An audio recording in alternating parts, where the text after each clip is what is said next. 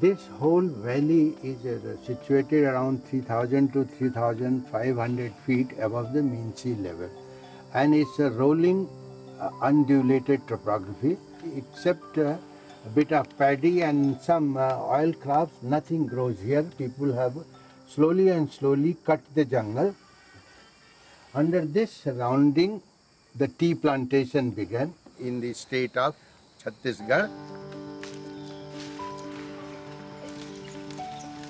Slowly and slowly, after going around, seeing the surrounding, studying the climatic conditions, the soil, I took a decision that tea cultivation could be taken up here, and a experimental plot was established in May 2010.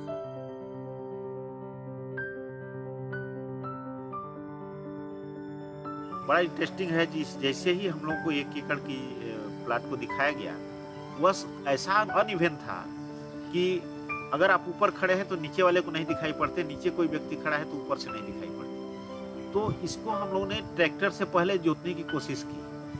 Tractor का हल टूट गया, इसमें इतना ज़्यादा पत्थर था। उसके बाद जेसीबी मंगा करके जितना पत्थर था सब पत्थर निकाल दिया एक तरफ। लगभग 25 ट्रक गोबर का सड़ा हुआ खाद मिल गया और सभी लोग मिल करके इसमें डाले उसको।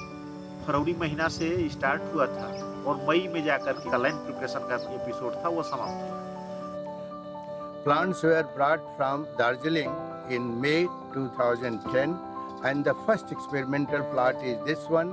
Seeing the growth and the progress of this plot, again in 2011, 12, 13, almost about 8 to 9 acres were more added.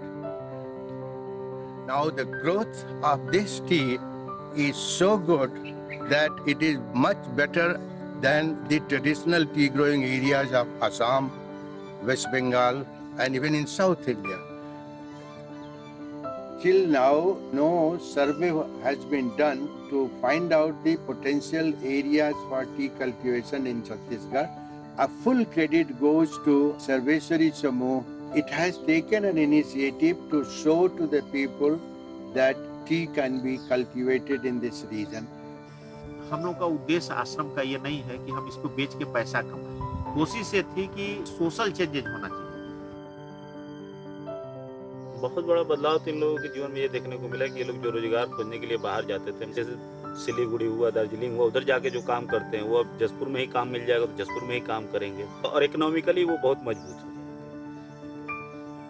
ये संस्था जो भगवान राम ट्रस्ट है, इसने एक मॉडल प्रस्तुत किया है कि देखिए और इसको कीजिए।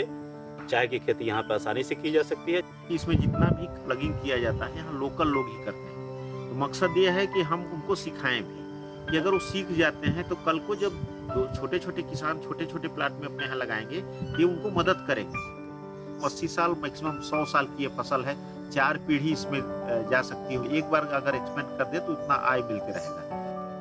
यहाँ सबसे बड़ी समस्या एक है कि न जानकारी में जो पहाड़ हैं उसमें जंगल है, पेड़ है, वहाँ गर्मियों में लोग आग लगा देते हैं। जो पेड़ों को काटा जा रहा है, प्रकृति के साथ छेड़छाड़ किया जा रहा है। अगर चाय लगाया जाएगा तो इसमें सेट ट्री लगता है, इसकी संख्या बढ़ेगी तो अपने आप प्रकृति ठीक हो जाएगी, हमको ज़्यादा बारिश मिलेगा, टेम्परेचर जो भाग रहा है ऊपर की तरफ उतना नहीं जाएगा, कंट्रोल रहेगा। ये चाय पत्ती आ गया है ना, तो हम लोग बाहर का तो काम करने नहीं जाते हैं, बस हम लोग का रोजी रोटी इसी में चल रहा है। वो तो सप्ताह में एक बार जाते हैं, पर और रहने से हम लोग डेली का डेली हो जाता तो रोज का रोज मिल जाता है काम हम लोग के लिए। Jaspur district is a tribal belt where hardly any industry is here. Tea being a highly labor-intensive industry generates employment. Knowing the potential of employment, now I would like the governmental agencies and the private entrepreneurs to come forward and take this initiative to make it a commercial venture and help the people of this region.